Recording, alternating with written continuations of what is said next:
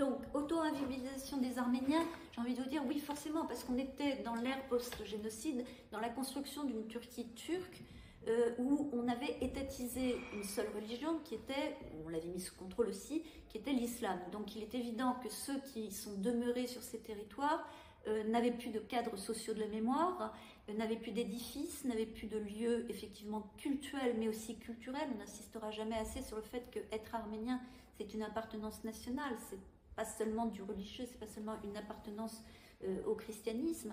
Donc c'est vrai qu'il y a eu cette invisibilisation de force, ça c'est évident.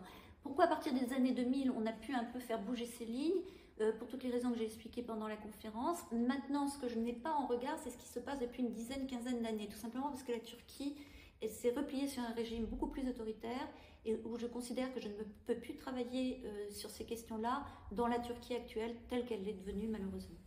Je me suis aperçue qu'on n'était jamais quelqu'un de virtuel, hein. Ça n'existe pas, une identité virtuelle n'existe pas, ou alors elle est condamnée effectivement à ne pas vivre très longtemps. Mais je me suis aperçue qu'il y avait en permanence effectivement des manières de se reproduire, des formes d'identité et de se projeter dans l'avenir, tout simplement parce qu'on est face à des populations qui comptent en siècles, là où d'autres populations comptent en décennies. Et ça, je pense que le facteur temporel et le facteur spatial sont très importants. Les centres des territoires arméniens peuvent disparaître à un moment ou à un autre, mais sur le temps long, ils se recréent ailleurs, en diaspora, en Arménie. Alors évidemment, ce qui se passe actuellement est une catastrophe, déjà pour les 120 000 Arméniens qui ont été expulsés du Karabakh. Bien évidemment que c'est très préoccupant sur la situation de la petite Arménie actuelle, bien évidemment. Mais sur le temps long, j'ai envie de vous dire que j'ai observé les Arméniens partout où ils sont. Ils arrivent à recréer effectivement des foyers de vie arméniens, que l'on parle ou pas la langue, que l'on pratique ou pas la religion. Et il y a une force, une vitalité sur des piliers identitaires que sont la famille, que sont des normes culturelles, que sont des normes venues de siècles et de siècles, de reproduction de traditions.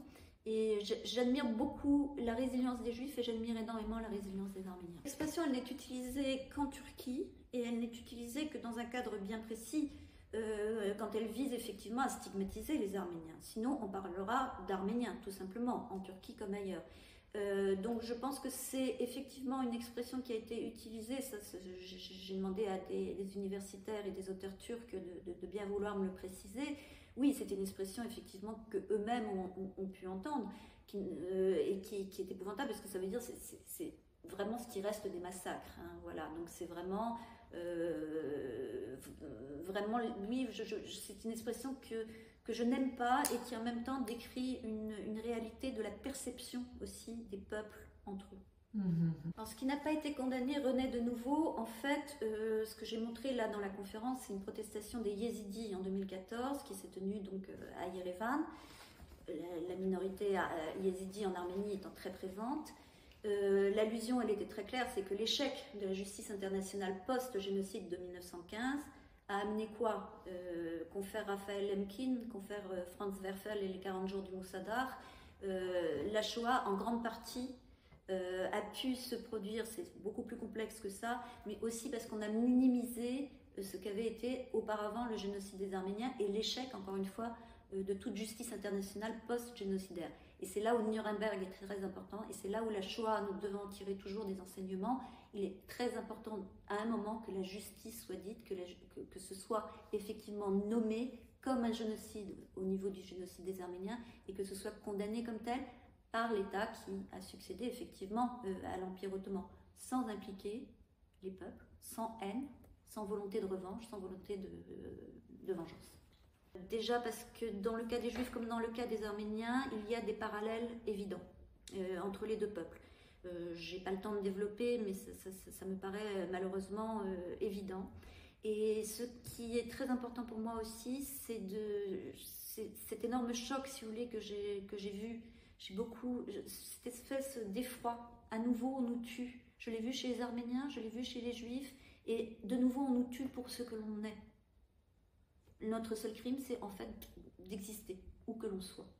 Et ça, c'est quelque chose d'extrêmement grave. Et effectivement, on ne va pas rentrer ici, c'est pas le lieu, et c'est vraiment pas mon domaine d'expertise. Je ne vais pas rentrer dans qui a commencé le premier.